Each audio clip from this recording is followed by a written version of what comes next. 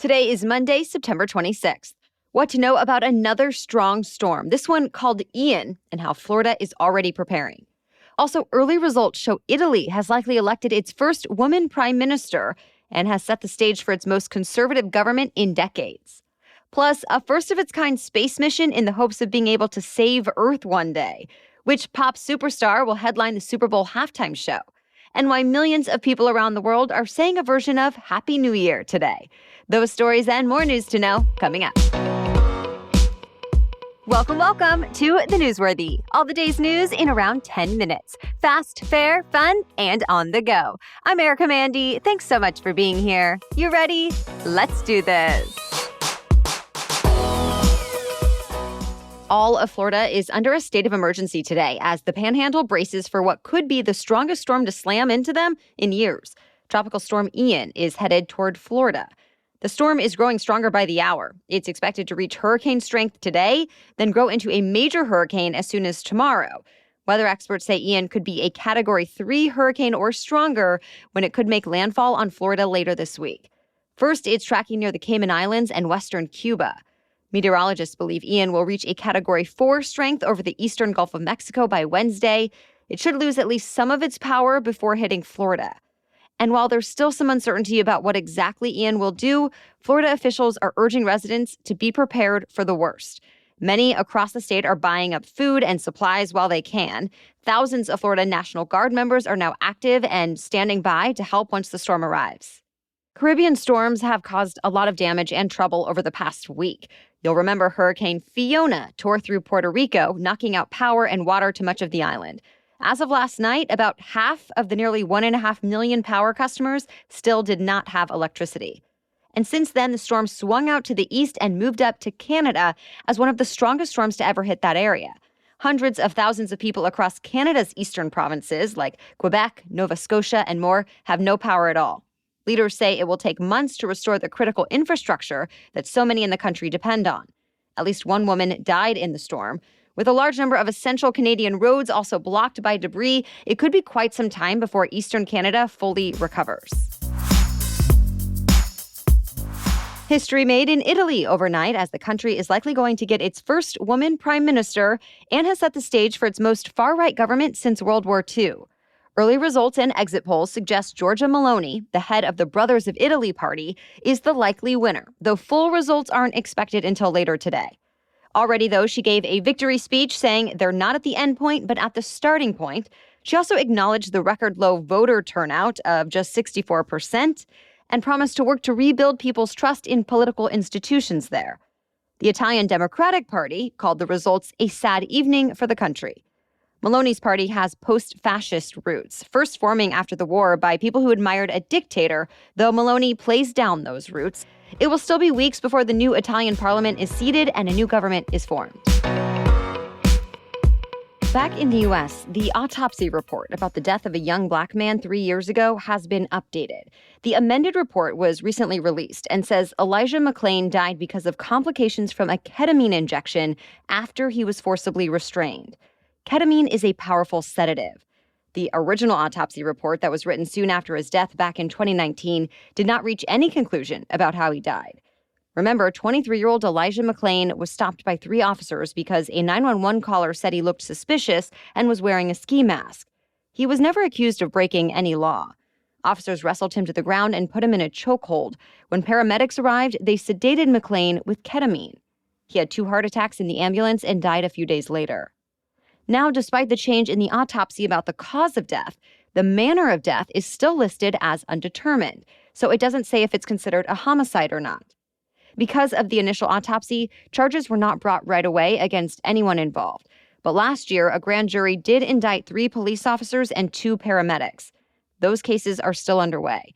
But new information during that grand jury investigation led the state's attorney general to order the second autopsy. If you're looking to get the newest COVID-19 booster shot ASAP, just know some pharmacies may only be offering the Pfizer shot right now. In recent days, federal officials have said there's been a shortage of the Moderna shots. The FDA ordered the release of millions of doses now, so more Moderna booster shots are expected to be available soon, but there was a delay due to a production issue. FDA inspectors put things on hold at one plant due to potential violations of drug manufacturing standards, though the facility later said it was not related to the Moderna booster batches. Despite the delay, Moderna still says it's on track to deliver 70 million doses of the booster by the end of the year. Of course, we're talking about the new shots that specifically target the Omicron variant as well as the original strain of COVID-19. And keep in mind, you can get either the Pfizer or Moderna booster shots, regardless of which shot you got the first time. All right, we have much more news still ahead. But first, I want to tell you about another podcast that you or the women in your life should check out. It is called Morning Meditation for Women. So if you don't already know, I am a huge fan of meditation. And truly, what makes a big difference for me is finding even just 5 to 15 minutes a day for meditation. I found the more you do it, the easier it is to fit it in, and the more impactful it is to your mood and your entire day. And Morning Meditation for Women is a great go-to place for quick daily meditations. This show will help you build and maintain that daily habit of meditation. There are new ones every day, and they're just about 10 minutes long. My friend Katie is the soothing voice of these meditations, and I love the music and sounds she chooses for them as well. She makes each one very approachable, so these can be great for the beginner or the seasoned meditator. It'll help you start your day with more calm and peace. And paired alongside the newsworthy, you are going to have the best morning routine without needing to commit too much time. So listen for free by searching Morning Meditation for Women in your podcast player or click the link in our episode notes. Again, search for Morning Meditation for Women and enjoy. A first-of-its-kind space mission is happening today with the hopes of answering this question. Can NASA save humanity if an asteroid were headed straight for Earth? It's called the DART mission, short for Double Asteroid Redirection Test. We first told you about it last November when it launched, and since then, the DART spacecraft has spent nearly a year traveling to an asteroid system about 7 million miles away. And now, later tonight, the critical point of impact.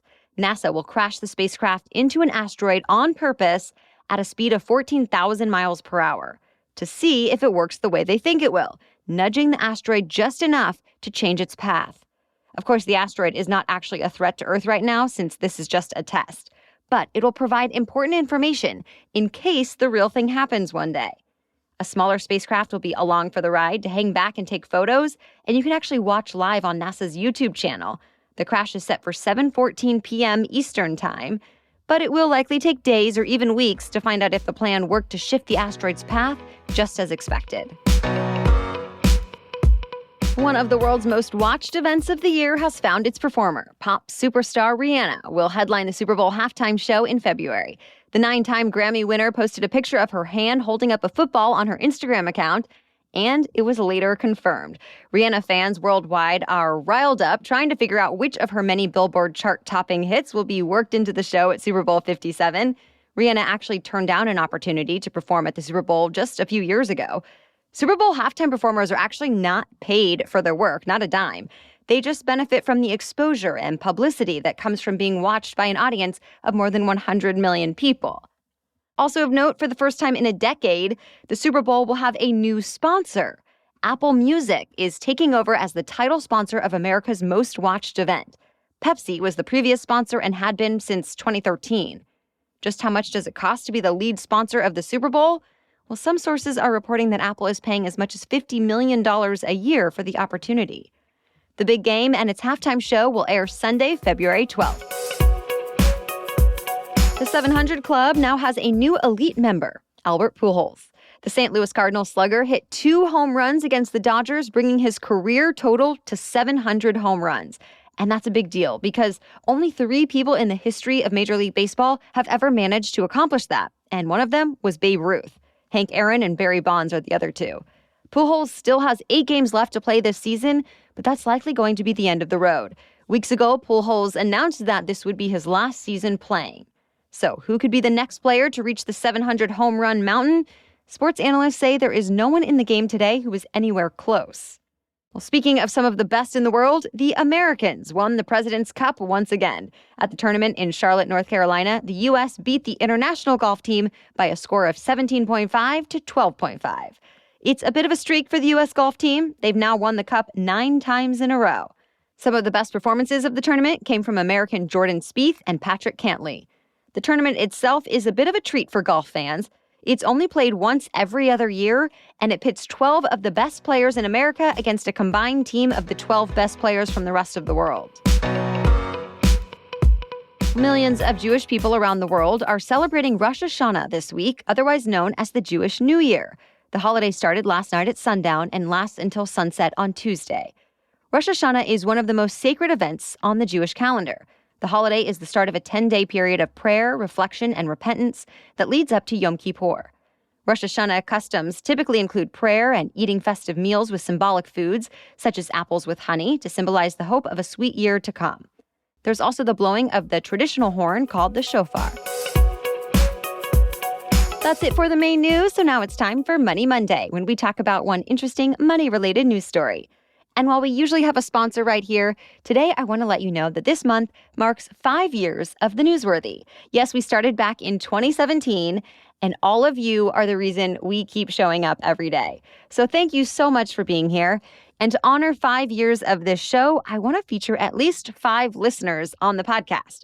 So if you want to take part, simply call 812-785-NEWS to leave a short voice message with at least your first name and why you listen to The Newsworthy, how it's part of your day, or what you like most about it, and I might play it on the show. Again, the number is 812-785-NEWS, that's NEWS. Of course, I always appreciate you sharing the show with friends or on social media or leaving a review if you'd rather help us celebrate that way. Without you listening and telling other people about it, The Newsworthy would not be possible. So thank you again for 5 years. Here's to 5 more. Okay, now back to Money Monday. Well, it seems economists are split about whether the U.S. is actually headed for a recession, and it comes as the stock market hit a new low for 2022 on Friday. CNBC's September Fed survey of economists, fund managers, and strategists found that just more than half of them think a recession is likely in the next 12 months. One professor of applied economics at Johns Hopkins University told CNBC he's confident it will lead to a recession, that there's an 80% chance the U.S. will fall into a recession as the Federal Reserve continues to raise interest rates in an effort to get inflation under control. But others are more optimistic. The Atlanta Federal Reserve president told CBS's Face the Nation he believes the U.S. central bank can tame inflation without major job losses. But really, there's enough uncertainty that even Federal Reserve Chairman Jerome Powell acknowledged recently that he doesn't know how this will all turn out. His focus is bringing down inflation, which impacts the costs of pretty much everything. But after raising rates again last week, he said, quote, "No one knows with any certainty where the economy will be a year or more from now." All right, thank you again for listening and making us part of your day. We'll be back with much more news to know tomorrow. For now, have a great day.